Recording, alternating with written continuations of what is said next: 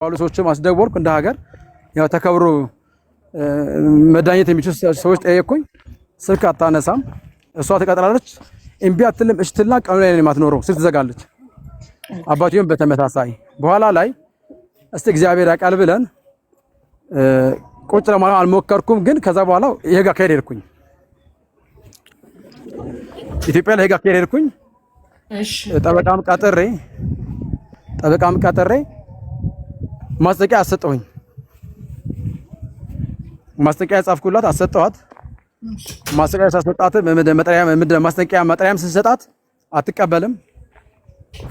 ታናግረን ፈቃደኛ አይደለችም። አባቴውም ይሰጣ ተባለ። አባቴውም በአካል ማግኘት አልቻልንም። ከዛ ቀን በቀን ጊዜ ገዛችብን ማለት ነው።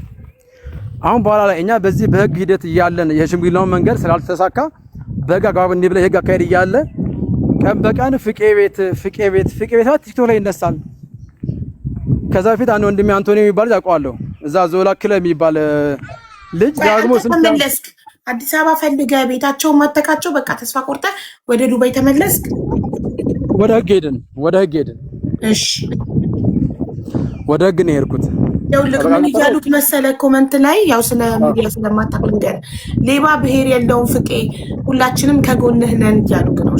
እሺ እኔም እንደዛ ለማለት ፈልጌ አይደለም። ጉራጌ ብላ በራሷን ጌም ስትሰራ ስለነበረ ነው እንጂ እኔ ማንንም ሌባ ሃይማኖትም ብሄርም የለውም። ሌባ እግዚአብሔር ይስጥልኝ። አመሰግናለሁ ስለምታገዙኝ በጣም አመሰግናለሁ እንጂ ከሌላ አንግል እንዳታዩብኝ ይቅርታሽ ወንድሞቼ። እና ከዛ ወደ ህግ አግባብ ሄድኩኝ። ከህግ አግባብ በኋላ በብዙ አንግል ለማስጠቀም ሞክረናል። በቀደም በነበረው ላይቭ ላይ ጆከር ቤትም ጠበቃዬም ገብቶ ሊያስረዱልኝ ሞክረዋሉ፣ ሊያግዙኝ ሐሳቡ ያለው ነገር ኬዙ ሊያወሩልኝ ሞክረዋሉ። ነገር ግን እስከዛሬ ድረስ ቀርባ የምታወራበትም እሺም እምቢም አለም የለውም ልትል የቻለችበት መንገድ የለም። እና በዚህ መሃል አሁን ሰሞኑ ይሄ ስም ፍቄ የተባለ ዝም ብሎ ስም ሲነሳ ዳግሞ ስሙ ሲጠራ ከቤቱ ጋር ሲጠራ በጣም ብዙ ደወለልኝ። በተለይ ሀገር የሚያቀኝ ሰው ፍቄ ወጣ ሐሳብ ሰጠ፣ ስምህ እየጠፋ ነው፣ ይሄ እኮ ብራንድ ነው፣ ምንድነው ከምን አንፃር ነው ሲሉኝ ያው መረጃው ስለሌላቸው አይ እናት በቃ ደምረጋ ጀመርኩኝ። ከዛ እዚህ አንዳንድ ሰዎች አዋየሁኝ፣ ጠበቃዬን አማከርኩኝ። ምን አለኝ አይ ልክ ናቸው፣ ወጣ ሐሳብ ሰጥ አስረዳ ያለው ነገር ከዚህ ቀድረስ እኔ ነበርኩ፣ ከዛ በኋላ ግን እኔ የለሁም በላቸው ባሉ መሰረት መጀመሪያ ኢትዮጵያ በህግ ያዛችሁት ጉዳይ ነው። እሱን ንገረን። አዎ በህግ ያዝነው። ኦኬ እሺ በህግ አግባብ ሄደን ኦኬ እና በህግ አግባብ ስንሄድ ጨርሰን አልሄድንም። አሁን ይሄ ጨርሰን ያለ በምክንያት ከዚህ በኋላ ወደ ኋላ የለም። ኦልሞስት 100% አሁን ሄጄበታለሁ።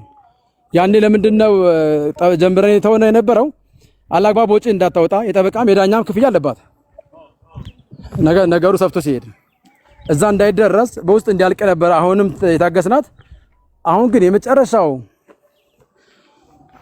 እስትንፋሴ ስትረግጠው ብራንድ ወይም ማንነቴን ስትረግጠው መታገስ አልቻልኩም። ስለ ብራንድክ ማውራት ጀመረች።